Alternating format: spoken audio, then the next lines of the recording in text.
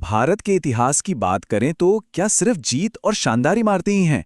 नहीं, असल में यहाँ की पुरानी दीवारों के पीछे कुछ ऐसे राज दफन हैं जो आज तक अनसुलझे हैं।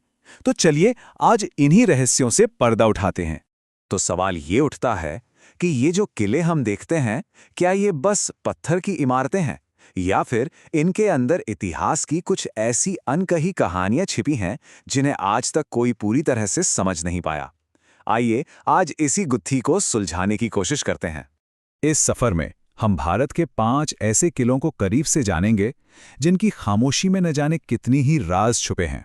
और हम इन रहस्यों को सिर्फ सुनेंगे नहीं, बल्कि इतिहास, कहानियों और हाँ, तर्क की कसौटी पर भी परखेंगे। तो सबसे पहले हम अपनी पड़ताल शुरू करते हैं 2 ऐसी जगहों से जो अपनी श्रापित जमीनों की कहानियों के लिए कह सकते हैं कि बदनाम हैं। जी हाँ, हम बात कर रहे हैं भानगढ़ के किले और कुलधरा गांव की। अच्छा, तो भानगढ़ का किला ये राजस्थान के अलवर जिले में है। इसे 17वीं सदी में राजा भगवंत दास ने अपने बेटे माधव सिंह के लिए बनवाया था। पर आज ये किला अपनी शान और शौकत के लिए नहीं, बल्कि अपने अजीब से डरावने सन्नाटे और एक श्राप की कहानी की वजह से जाना जाता है। अब देखिए यहां पर ना 2 बिल्कुल अलग अलग बातें सामने आती हैं। एक तरफ तो हैं लोक कथाएं जो कहती हैं कि एक तांत्रिक के श्राप ने इस पूरे किले को तबाह कर दिया, और दूसरी तरफ हैं इतिहासकार जिनका मानना है कि नहीं, इसकी वजह तो शायद भयानक अकाल या फिर लड़ाइयां थीं जिनके चलते ये जगह वीरान हो गई। भानगढ़ जैसी ही एक और हैरान करने वाली कहानी है कुलधरा गांव की। सोचिए, पालीवाल ब्राह्मणों का बसाया हुआ एक किला जैसा गांव था जिसे 19वीं सदी में एक ही रात में, जी हां, एक ही रात में 84 गांवों के लोगों ने हमेशा हमेशा के लिए खाली कर दिया। और इस रातों रात हुए पलायन के पीछे भी 2 थ्योरी हैं। एक कहानी कहती है कि गांव वालों ने जाते जाते जमीन को श्राप दे दिया कि यहां अब कोई दोबारा नहीं बस पाएगा। पर जो तार्किक वजह सामने आती है वो ये है कि शायद पानी की जबरदस्त कमी और दीवान के लगाए भारी टैक्स ने लोगों को ये जगह छोड़ने पर मजबूर कर दिया था। तो चलिए अब इन श्राप की कहानियों से थोड़ा आगे बढ़ते हैं। अब हम उन किलों की बात करेंगे जहां का रहस्य किसी जादू टोने में नहीं, बल्कि इंसानी दिमाग की कमाल की इंजीनियरिंग में छिपा है। और ये किले हैं गोलकुंडा और दौलताबाद। गोलकुंडा किला तेलंगाना में। एक जमाने में ये हीरों के व्यापार का बहुत बड़ा सेंटर हुआ करता था, लेकिन इसकी असली पहचान, इसका सबसे बड़ा अजूबा है इसका एकॉस्टिक सिस्टम, मतलब इसकी आवाज पहुंचाने की तकनीक। जरा सोचकर देखिए, किले के मेन गेट फतेह दरवाजे पर कोई ताली बजाए और उसकी आवाज 1 किलोमीटर दूर पहाड़ी की चोटी पर बने बाला हिसार तक एकदम साफ सुनाई दे। ये कोई जादू नहीं था, बल्कि दुश्मनों पर नजर रखने के लिए बनाया गया एक कमाल का अर्ली वार्निंग सिस्टम था।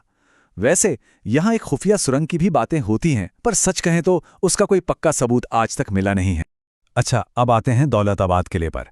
इसका पुराना नाम देवगिरी था और ये किला तो मशहूर ही अपनी ऐसी सिक्योरिटी के लिए था जिसे तोड़ना नामुमकिन था, और एक जानलेवा भूल भुलैया के लिए। इस किले का जो सबसे बड़ा राज है ना, वो है इसका अंधारी रास्ता।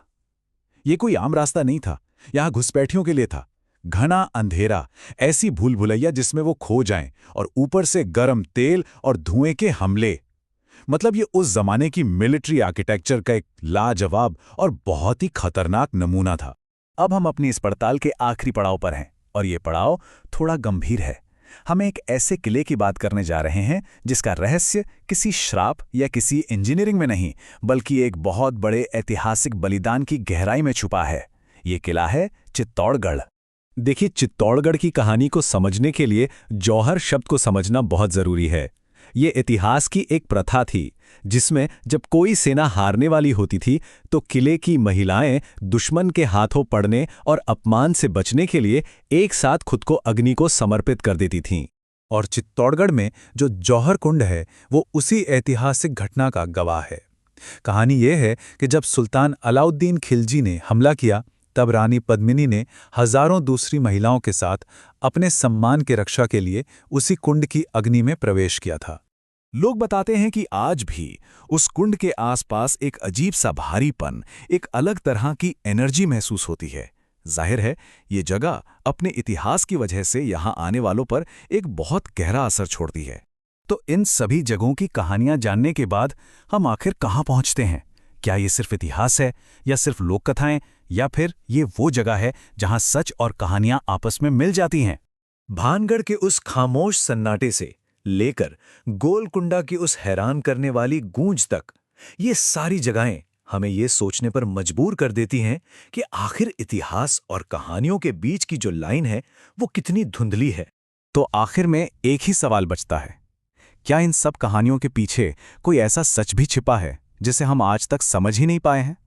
शायद ये एक ऐसा सवाल है जिसका जवाब हमेशा के लिए इन्हीं किलों के पत्थरों में दफन रहेगा।